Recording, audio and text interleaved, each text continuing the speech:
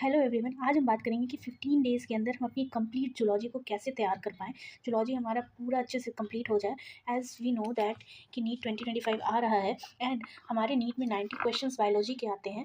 जिसमें से 45 जूलॉजी के रहते हैं। हमें 45 क्वेश्चंस कैसे अच्छे से हमारा सारा प्रिपरेशन हो जाए, उसके बारे में आज हम बात करेंगे कि हम लोग 15 दिन के अंदर जूलॉजी को कैसे स्टडी प्लान करें, कैसा हमारा रिविज़न होना चाहिए, या फिर कैसे अगर हम शुरू भी कर रहे हैं तो कैसे करें। ठीक है, तो हमारा बेसिक फोकस यही रहेगा कि हमारा कॉन्सेप्ट अच्छे से क्लियर हो, हम ज़्यादा से ज़्यादा PYQ सॉल्व कर पाएँ। ठीक है, नीट के सिलेबस के बारे में आपको पता है, तो हमें कोशिश करनी है कि नीट NCERT में जितने भी डायग्राम्स दिए हुए हैं या जितने भी कॉलम में रिटन लिखा हुआ है या जितना भी समरी है, हमें उन पे भी फोकस करना है। कभी कभी क्वेश्चन उनसे भी फ्रेम हो जाते हैं। NCERT का कंटेंट होता तो प्रिसाइज़ है, पर बहुत ही डिटेल और डेप्थ में क्वेश्चन आते हैं, उनको अच्छे से पढ़ना होता है, क्योंकि वो लिखता कम है लेकिन बोलता या समझाता ज़्यादा है। NCERT हमारी बहुत अच्छे से कवर होना चाहिए। तो हमें नोट्स वैसा बनाना है, शॉर्ट नोट्स टाइप, जो कि फ्लो चार्ट में हो या डायग्राम के बेसिस पे हो, इस तरह की, ताकि हम क्विक रिविजन कर पाएँ।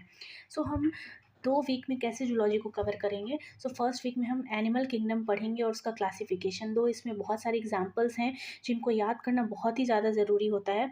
क्वेश्चंस उन्हीं से फ्रेम होते हैं। ये सबसे ज़्यादा ट्रिकिएस्ट पार्ट है हमारी जूलॉजी का। हमें ज़्यादा से ज़्यादा टाइम इस पे देना है।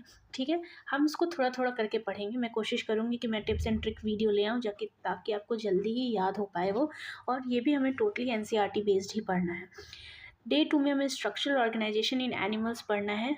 एनिमल टिश्यू अब हमारे NCERT में नहीं दिया है, पर क्वेश्चंस आ सकते हैं, क्वेश्चन फ्रेम होते हैं। ये बेसिक है, इससे क्वेश्चंस आते ही आते हैं।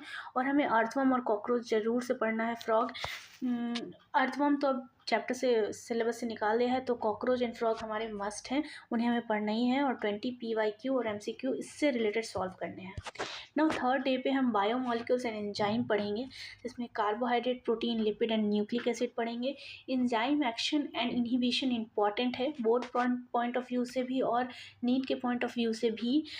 हमें इसे अच्छे से पढ़ना है और हमारे क्वेश्चन फ्रेम होते हैं बायोमॉलिक्यूल से। ये बड़ा भी चैप्टर है, पर इसे अच्छे से टाइम देके पढ़ना है। इसमें हमें 15 MCQ इससे रिलेटेड सॉल्व करना है और हमें कोशिश करना है कि हम इसका कॉन्सेप्ट का मैपिंग कर पाएँ, हम इसके कॉन्सेप्ट को समझ पाएँ कि ये बोलना क्या चाहता है। डे 4 पे हम ह्यूमन फ्यूजन शुरू करेंगे। Breathing and exchange of gases, इसमें हमें रेस्पिरेटरी स्ट्रक्चर्स पढ़ने हैं। ट्रांसपोर्ट ऑफ गैसेज बहुत इंपॉर्टेंट है, इससे क्वेश्चन फ्रेम होते ही होते हैं। डिसऑर्डर्स पढ़ने हैं। हम ब्रीदिंग एंड एक्सचेंज को कोशिश करेंगे कि अपने डे टू डे लाइफ से रिलेट करके पढ़ें, ताकि ये ईजिली हमें समझ में आ पाए। हम इससे भी रिलेटेड 15 क्वेश्चन सॉल्व करेंगे PYQ। Body fluid and circulation से ब्लड का कॉम्पोजिशन इंपॉर्टेंट है। येस, ब्लड ग्रुप बहुत इंपॉर्टेंट है। Structure of heart, cardiac cycle, ECG and circulatory disorders, ये सब जो है हमें इसमें पढ़ना है। टोटली हमें NCERT बेस्ड पढ़ना है बस। येस, हमें अच्छे से पढ़ना है, ताकि हम उस दिन जो पढ़े वो हमें याद ही हो जाए, या हम उसको कॉन्सेप्ट को उसके समझ पाएँ, ताकि हम आगे रिलेट कर सकें। राइट, हमें इसको भी पढ़ना है एक फ्लो चार्ट डायग्राम के बेसिस पे। इससे रिलेटेड जितने भी PYQ आए होंगे 15, हमें उसमें से सॉल्व करने हैं। डे 6 में जो अभी तक हमने जितना कुछ पढ़ा है, हमें कोशिश करना है कि हम उसका रिवीजन कर पाएँ। हमें उससे रिवीजन करना है। एनिमल किंगडम को आपको हर दिन एक जो भी फाइलम है उसको रिवीजन करना है और उसके एग्जाम्पल्स को लर्न करते चलना है। ठीक है, डे 6 हम लोग थोड़ा रिलैक्स रखते हैं, रिवीजन करेंगे, MCQ प्रैक्टिस करेंगे, मॉक टेस्ट करेंगे। इस मॉक टेस्ट और रिवीजन में हम ये नोटिस करेंगे कि हमारा वीक पॉइंट कहाँ है, हम कहाँ कहाँ PYQ में या क्वेश्चंस प्रैक्टिस में कहाँ कहाँ हम गड़बड़ी कर रहे हैं। सबसे इंपॉर्टेंट होता है एनालिसिस। हम एनालिसिस करेंगे कि हम कैसे कैसे इसको सॉल्व करें। नाउ डे 7 में हम शुरू करेंगे excretory product and elimination. Human excretory system, urine formation very important, regulation very important. Basically हम ह्यूमन फिजियोलॉजी जो भी शुरू करेंगे, उसमें रेगुलेशन पार्ट जो भी होगा, हार्ट का रेगुलेशन या लंग्स का रेगुलेशन, जो भी रेगुलेशन होगा वो हम इसको अच्छे रेगुलेशन पार्ट हम बहुत ही अच्छे से कवर करेंगे सारे ह्यूमन फिजियो में से सबका। और उसके बाद हम डिसऑर्डर्स देखेंगे, किडनी स्टोन, यूरेमिया, जो भी इससे रिलेटेड डिसऑर्डर्स होते हैं किडनी से, वो सारे हम इस स्क्रिप्टिव प्रोडक्ट वाले में पढ़ेंगे और हम इससे रिलेटेड 15 क्वेश्चन सॉल्व करेंगे। नाउ डे 8 में हम लोकोमोशन एंड मूवमेंट्स पढ़ेंगे, जिसमें muscle contraction, mechanism of muscle contraction important है, skeleton system important and types of joint, इससे तो भर के क्वेश्चन आते ही आते हैं हमारे नीट में। टाइप्स ऑफ जॉइंट, कहाँ पे कौन सा कार्टिलेज प्रेजेंट है, ये सब हमारे इंपॉर्टेंट है और इसको याद करना बहुत ही ज़्यादा ज़रूरी है। इससे रिलेटेड हम 15 क्वेश्चन करेंगे। 9 डे पे हम न्यूरल कंट्रोल एंड कोऑर्डिनेशन पढ़ेंगे, स्ट्रक्चर ऑफ न्यूरॉन पढ़ेंगे, नर्व सिंपल्स कंडक्शन पढ़ेंगे, ब्रेन और स्पाइनल कॉर्ड पढ़ेंगे, राइट। इससे रिलेटेड हम 15 क्वेश्चन सॉल्व करेंगे और PYQs जो होंगे वो 2-3 चैप्टर के हम सॉल्व करेंगे। नाउ डे 10 पे हम chemical coordination and endocrine system पढ़ेंगे, जिसमें हम हार्मोन्स के बारे में पढ़ेंगे। फीडबैक मैकेनिज्म बहुत इंपॉर्टेंट है, क्वेश्चन आना ही आना है। Pituitary, thyroid, adrenal, pancreas, insulin, ये सब के बारे में हम पढ़ना ही पढ़ना है। सो 10 डे पर हमें chemical control and coordination and endocrine system complete करना है। नाउ डे 11 पे हम रिप्रोडक्टिव सिस्टम पे आ जाएंगे, रिप्रोडक्शन पढ़ेंगे और रिप्रोडक्टिव हेल्थ भी पढ़ेंगे। सो हम डे 11 पे जूलॉजी के 12th पार्ट पे आ जाएंगे, 12th क्लास के, इसमें male and female reproductive system पढ़ेंगे। इनका डायग्राम अच्छे से याद होना चाहिए आपको। Gametogenesis very important, menstrual cycle and pregnancy, ठीक है। सो हम इससे रिलेटेड जितने भी PYQ होंगे उसको सॉल्व करेंगे। डे 12 पे इवोल्यूशन, एज वी नो सबसे बोरिंग लगता है मुझे, तो आपको भी लगता होगा, आई नो किसी किसी को पसंद भी होगा। सो इवोल्यूशन कंप्लीट करेंगे। इवोल्यूशन को हम ऐसे स्टोरी की तरह पढ़ेंगे ताकि हमें वो ईजिली याद हो पाए। ह्यूमन हेल्थ तो उसके बाद वो भी हम बहुत जल्दी रिलेट कर सकते हैं। हम नीट के स्टूडेंट हैं तो हम बहुत जल्दी रिलेट कर सकते हैं। आप किसी भी डिजीज़ को बहुत ही रिलेट करके याद करिएगा तो आपको ईजिली याद हो जाएगा। इंपॉर्टेंट है typhoid, pneumonia, AIDS and cancer.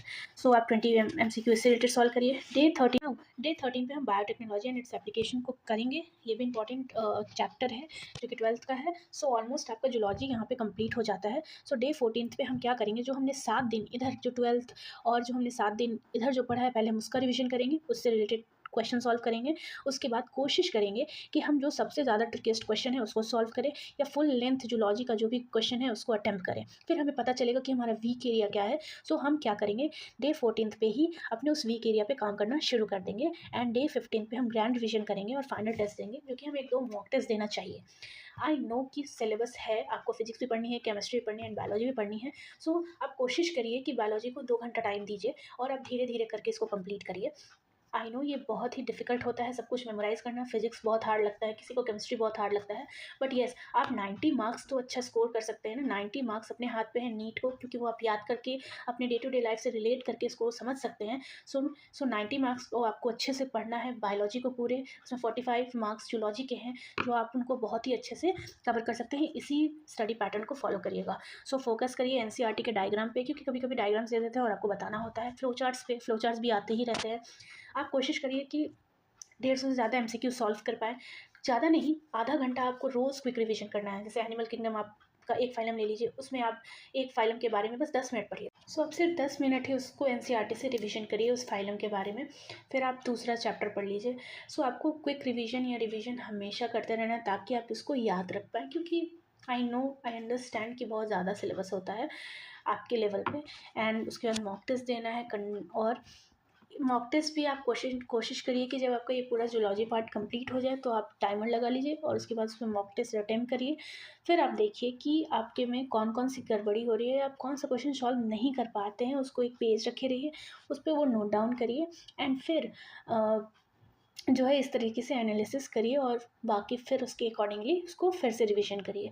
सो ये आपका एग्ज़ाम पैटर्न है और एग्ज़ाम टिप्स एंड ट्रिक्स है और आपको इसी अकॉर्डिंगली पढ़ना चाहिए। तो आपका 15 दिन के अंदर मस्टली जूलॉजी कंप्लीट हो जाएगा। मैं भी एक ऐसा जूलॉजी 15 डेज सीरीज़ लेकर आऊँगी। So do subscribe my channel and press the bell icon for more update. Thank you.